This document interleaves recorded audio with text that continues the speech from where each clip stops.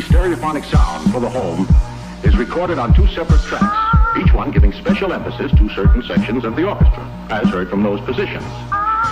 Now, when played back simultaneously on two separate systems, the sounds are blended together to achieve a new dimension in sound impossible to obtain in a monaural recording.